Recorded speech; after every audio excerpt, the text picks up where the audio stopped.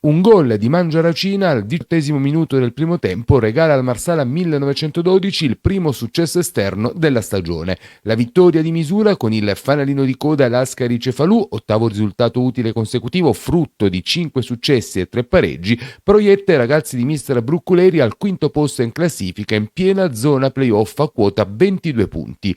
Ottimo avvio di Capitan Giardina e compagni, fascia sul braccio di Gino Giardina, perché Valerio Genesio in via del tutto precauzionale si è accomodato in panchina subentrando in corso d'opera a causa di un'influenza che lo ha tenuto a riposo nel corso della settimana.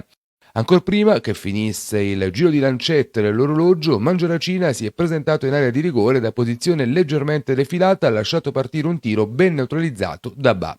Al quinto minuto invece su assist di Martorana, Pedalino controlla bene dal limite dell'aria e calcia al lato da buona posizione.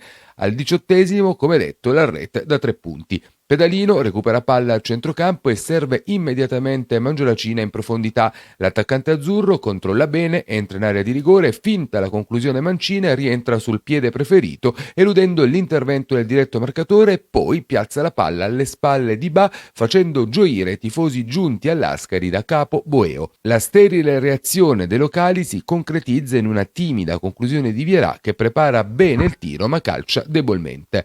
Al 35°, dopo una fase di stallo, il Marsala si affaccia in area giallorossa. Mangiaracina vede e serve Martorana ben appostato che cerca l'assist a volo per De Luca, fallendo però il controllo e vanificando l'azione. Il primo tempo si conclude senza regalare altre emozioni se non l'espulsione per doppia ammonizione di mister Bonocore al 43° minuto. Nella ripresa un ottimo avvio del Marsala, ci prova subito Pedalino su calcio di punizione, la conclusione però non impensierisce Ba che blocca a terra. Al 46° i locali vanno vicini al gol del pareggio con Faraone infortunato a terra dopo uno scontro con un avversario sugli sviluppi di un corner. L'azione prosegue e la conclusione di Vierà viene salvata sulla linea da Martorana. Al 54° minuto Mangiaracina vicinissimo al raddoppio. De Luca batte velocemente un calcio di punizione, il numero 11 entra in aria e come l'occasione del gol finta il tiro e rientra sul mancino. La conclusione però questa volta è debole e centrale.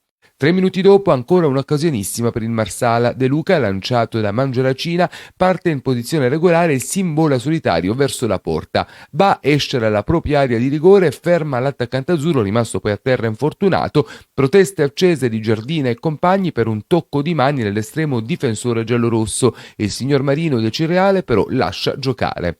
È solo Marsala al 60°. De Luca nella versione di assist man serve in profondità Mangiaracina che si imbola verso l'area avversaria e calcia dal limite dell'aria spiazzando Ba. La palla però sbatte sul palo interno e termina fuori. Al 63°, su uno dei pochi errori della difesa del Marsala, Vierà da posizione defilata riesce a concludere senza però inquadrare lo specchio della porta. Al 69°, doppia protesta dell'Ascari per 2 presunti falli di mano in area azzurra, prima su una conclusione di testa di Mboa su cui ha prontamente chiuso Genesio, poi sugli sviluppi dell'azione su un traversone di Vierà che lamentava la deviazione con la mano di Giardina. In entrambe le occasioni però il direttore di gara ha lasciato giocare. Marsala pericoloso ancora con Mangiaracina che al 72° impatta di testa su assist di Pedalino trovando la deviazione del portiere. Lo stesso Pedalino ci prova 3 minuti dopo su punizione, la conclusione però termina di poco a lato.